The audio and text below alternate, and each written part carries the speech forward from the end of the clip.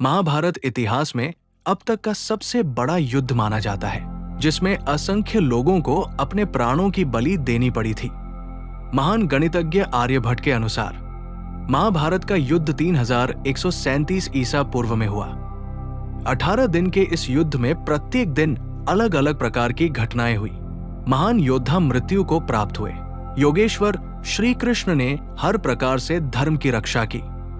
हर दिन जय और पराजय के उदाहरण प्रस्तुत हुए थे। द डिवाइन टेल्स के इस वीडियो में हम प्रत्येक दिन के दृश्य का वर्णन करेंगे। आपसे निवेदन है, हमारे साथ इस वीडियो के अंत तक जुड़े रहिए। महाभारत युद्ध आरंभ होने से पहले भीष्म पितामह के सुझाव के परिणाम स्वरूप कौरवों और पांडवों दोनों पक्षों की सहमति से युद्ध के कुछ नियम बनाए गए, जो इस प्रकार है। प्रतिदिन युद्ध लड़ने का समय सूर्योदय से सूर्यास्त तक होगा। समान औहदे वाले लोग ही आपस में युद्ध कर सकेंगे, जैसे रथ वाले रथ वालों से, हाथी सवार अन्य हाथी सवारों से और पैदल पैदल से।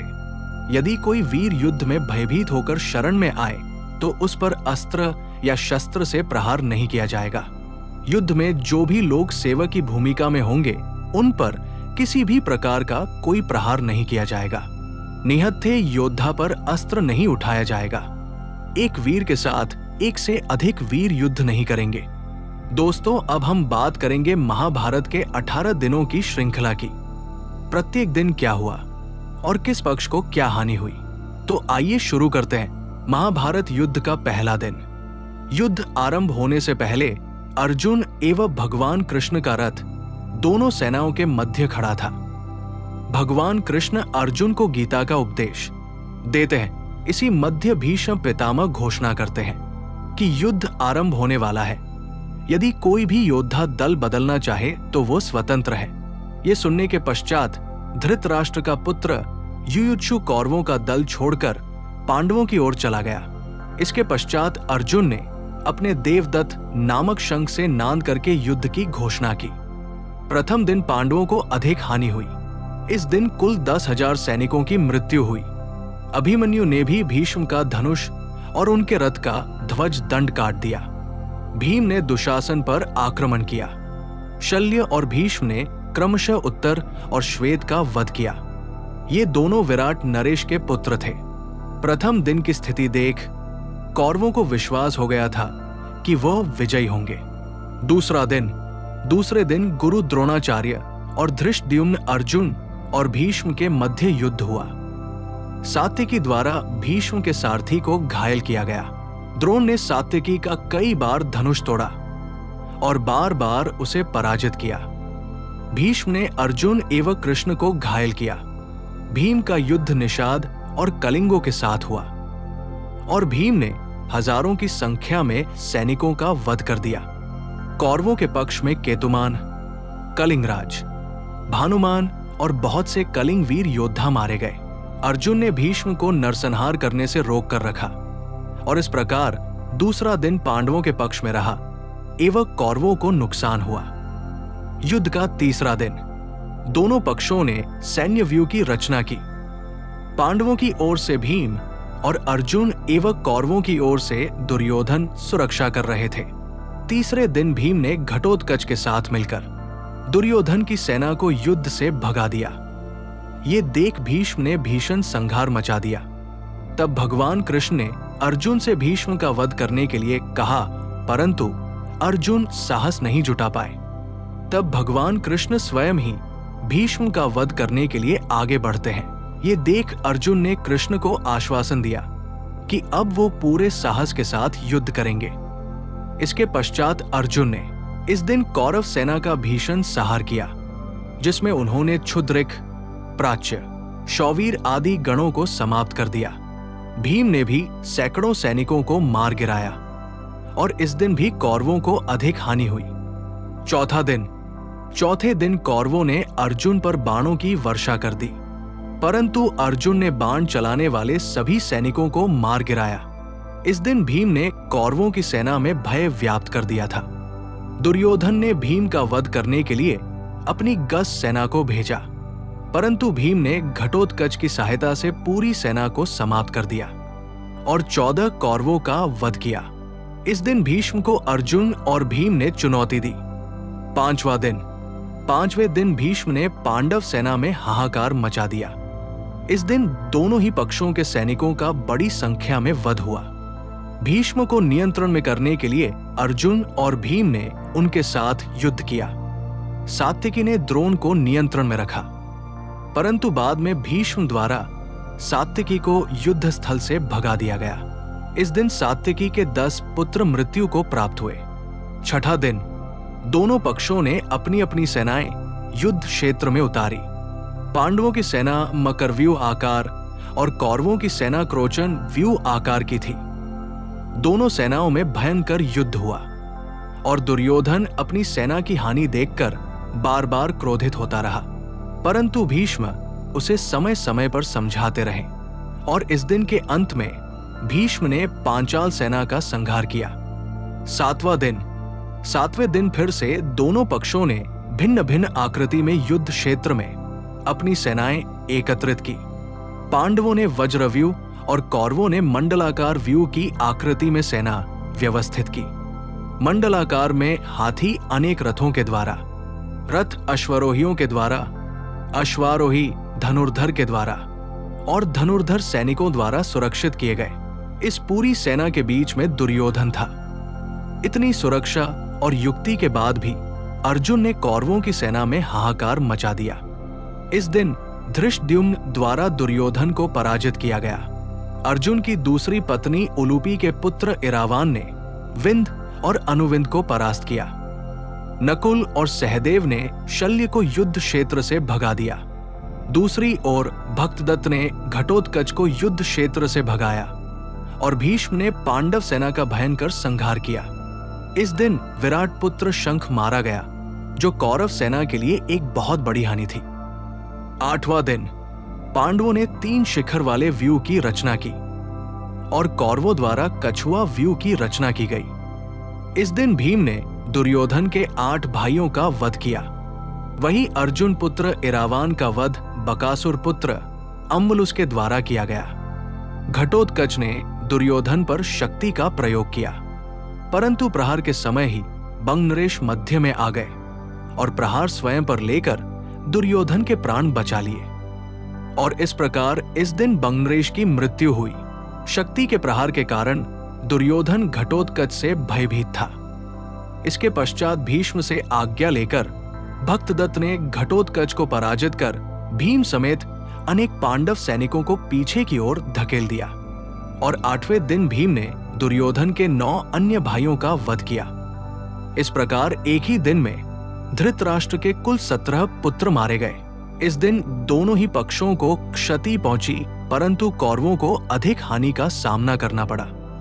महाभारत युद्ध का 9वां दिन। महाभारत के 9वें दिन घमासान युद्ध हुआ। इस दिन दुर्योधन ने भीष्म से कर्ण को युद्ध में लाने की बात कही। तब भीष्म ने आश्वासन दिया कि या तो हम किसी पांडव का वध कर देंगे या श्री कृष्ण को शस्त्र उठाने के लिए विवश कर देंगे।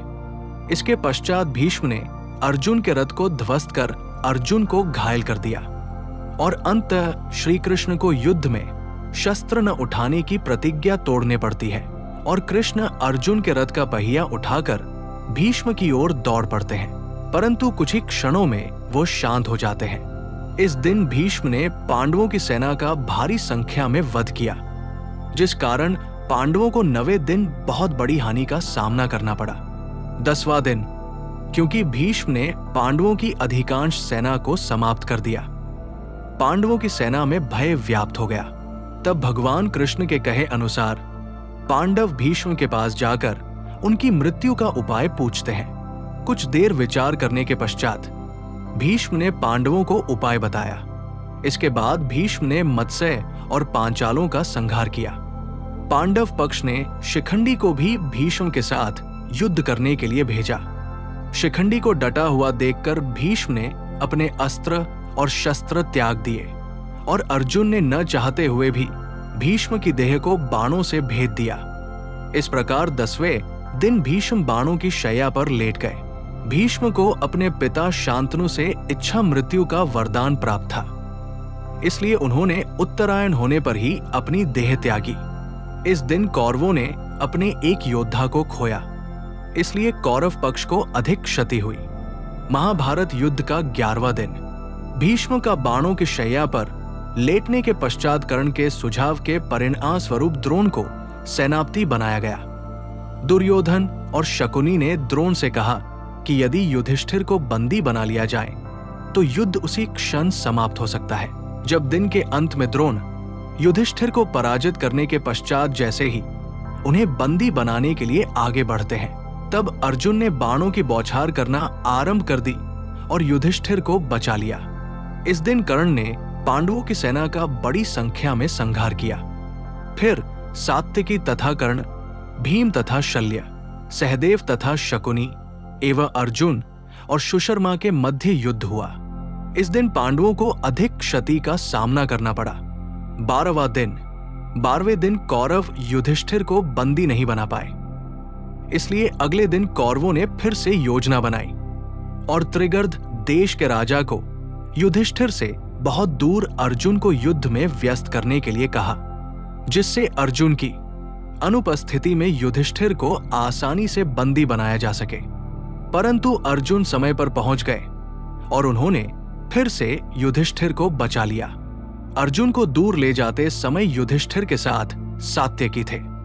सात्यकी ने द्रोण के रथ का पहिया काट दिया और रथ के सभी अश्वों को मार गिराया। सात्यकी ने कौरव पक्ष के अनेक शक्तिशाली युद्धों का वध किया, जिनमें सुदर्शन, मलेच्छों की सेना, जल संधि, त्रिगर्धों की गद सेना, कर्ण का पुत्र प्रसन्न और सुदर्शन आदि थे। भूरिश्रवा ने हर बार सात्यकी को पराजित किया और हर बार उसे अर्जुन और कृष्ण द्वारा बचाया गया। इस दिन दोनों विपक्ष बराबर की टक्कर पर थे। 13वां दिन।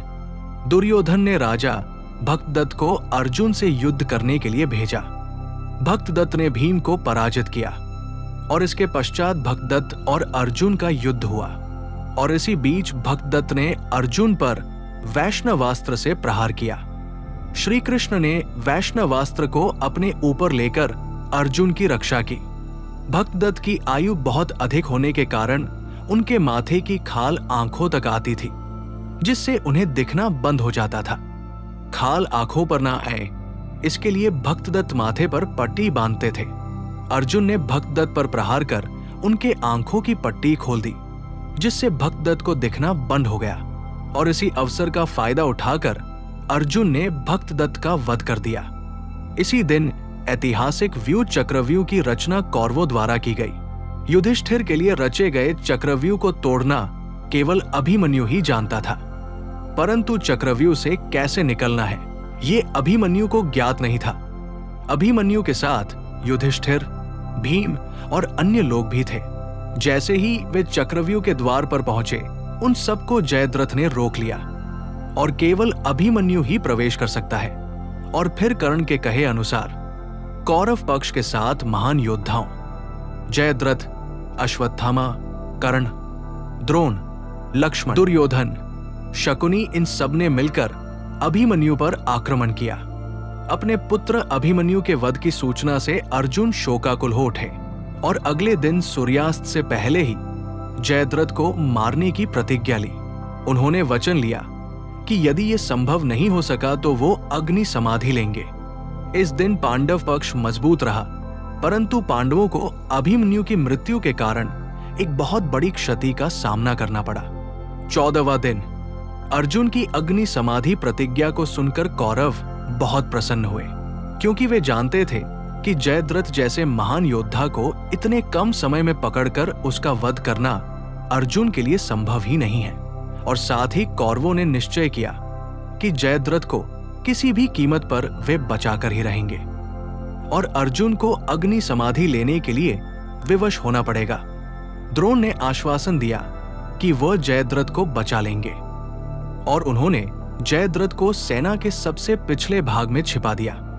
14वें दिन युद्ध आरंभ होने के बाद भूरिश्रवा ने सात्यकी को घेर लिया। इससे पहले वो सात्यकी के 10 पुत्रों का वध कर चुके थे। जैसे ही वो सात्यकी का वध करने के लिए आगे बढ़े, उसी समय अर्जुन ने भूरिश्रवा के हाथ काट दिए और तभी सात्यकी ने उसका सिर धड़ से अलग कर दिया उधर द्रोण ने तीखे भालों का प्रयोग कर द्रुपद और विराट दोनों का वध कर दिया। इसके पश्चात भगवान कृष्ण अपनी माया से सूर्य को ढक लेते हैं, जिससे ये प्रतीत हुआ कि सूर्यास्त होने वाला है। ये देख अर्जुन अग्नि समाधि की तैयारी करने लगते हैं। दूसरी ओर छुपा हुआ जयद्रथ अर्जुन की अग्नि समाधि देखने के लिए अर्जुन का उपहास करते हुए बाहर आता है। तभी भगवान कृष्ण सूर्य को अनावृत कर देते हैं और उसी क्षण अर्जुन जयद्रथ को मारकर उसका सिर उसके पिता की गोद में गिरा देते हैं। इस दिन दोनों ही पक्षों को बराबर की क्षति हुई। 15वां दिन गुरु द्रोण और उनके पुत्र अश्वत्थामा ने अपनी विजय लगभग निश्चित ही कर ली थी। पांडवों का पक्ष कमजोर देखकर श्री कृष्ण युधिष्ठिर को एक युक्ति बताते हैं, जिसके अंतर्गत अश्वत्थामा के मरने की झूठी सूचना फैलानी थी। परंतु युधिष्ठिर को असत्य बोलना स्वीकार नहीं था। तब भीम ने अवतिनराज के हाथी अश्वत्थामा का वध कर दिया। इसके पश्चात युद्ध क्षेत्र में बात फैल गई कि अश्वत्थामा मारा गया परंतु हाथी। इसी बीच श्री कृष्ण ने शंखनाद किया, जिससे द्रोणाचार्य को अंत के 2 शब्द नहीं सुनाई दिए। उन्होंने केवल इतना ही सुना कि अश्वत्थामा मारा गया और उनको लगा कि उनका पुत्र मृत्यु को प्राप्त हो गया है। ये सुनकर वो शोकाकुल हो उठे और उन्होंने उसी समय शस्त्र त्याग दिए। इसी समय द्रौपदी के भाई धृष्टद्युम्न ने तलवार से उनका सिर काट दिया। इस दिन कौरव पक्ष ने अपने सर्वश्रेष्ठ योद्धाओं में से एक को खो दिया, इसलिए कौरवों को अधिक क्षति पहुंची। 16वां दिन द्रोण का वध होने के बाद कर्ण को सेनापति घोषित किया गया। कर्ण पांडव सेना का भयंकर संहार करता है। उसने नकुल और सहदेव को भी पराजित किया, परंतु अपनी मां कुंती को दिए वचन से बाध्य होने के कारण वो उनका वध नहीं करता। इस दिन घटोत्कच ने युद्ध स्थल में आकर कौरवों में तबाही मचा दी। उसे नियंत्रण में कर पाना संभव ही नहीं था। तब दुर्योधन ने कर्ण से अमोघ शक्ति का प्रयोग घटोत्कच पर करने के लिए कहा। कर्ण ने अमोघ शक्ति को अर्जुन के वध के लिए बचाकर रखा था, क्योंकि अमोघ शक्ति का प्रयोग केवल एक ही शत्रु के वध के लिए किया जा सकता था। दुर्योधन के कहने पर कर्ण ने अमोघ शक्ति से घटोत्कच का वध कर दिया और भीम ने दुशासन का वध किया। इस दिन दोनों पक्षों को बराबर की हानि हुई है। 17वां दिन महाभारत के 17वें दिन शल्य को कर्ण का सारथी बनाया गया। कर्ण ने भीम और युधिष्ठिर को पराजित किया, परंतु फिर से कुंती को दिए वचन के कारण उनके प्राण नहीं लिए।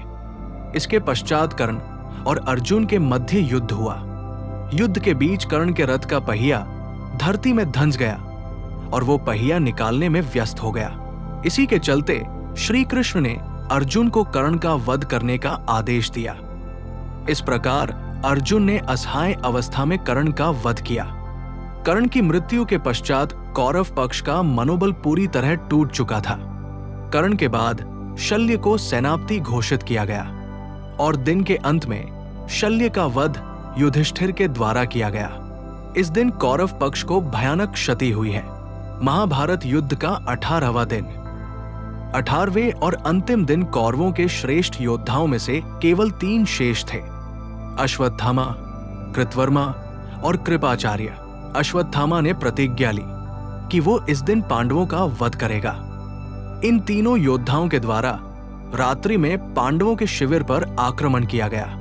अश्वत्थामा ने द्रौपदी के 5 पुत्र पांचालों, शिखंडी, धृष्टद्युम्न समेत अनेक योद्धाओं का वध किया। पिता की छलपूर्वक मृत्यु से अश्वत्थामा ने बहुत ही आक्रामक रूप ले लिया था और उसने ब्रह्मास्त्र का प्रयोग किया, जिससे रणभूमि में भयंकर संहार हुआ। अश्वत्थामा का भयानक रूप देख भगवान कृष्ण ने उसे कलयुग के अंत तक धरती पर भटकने का शाप दिया। इसके पश्चात सहदेव ने शकुनी का वध किया और भीम ने दुर्योधन के अन्य भाइयों का वध किया। अपनी पराजय देख दुर्योधन एक सरोवर के स्तंभ में जाकर छुप जाता है और फिर पांडवों द्वारा ललकारे जाने पर दुर्योधन भीम से गदा युद्ध करता है और भीम ने छलपूर्वक उसकी जगह पर प्रहार किया, जिससे दुर्योधन मृत्यु को प्राप्त हुआ। इस प्रकार महाभारत युद्ध में अंततः पांडवों को विजय प्राप्त हुई। 18 दिन 18 अध्याय और अनगिनत सीखें, महाभारत का युद्ध खत्म हुआ। पर जीवन का युद्ध तो हर दिन चलता है। याद रखिए, जो अपने भीतर के कुरुक्षेत्र को जीत ले वही सच्चा विजेता है। जय श्री कृष्ण। राधे राधे।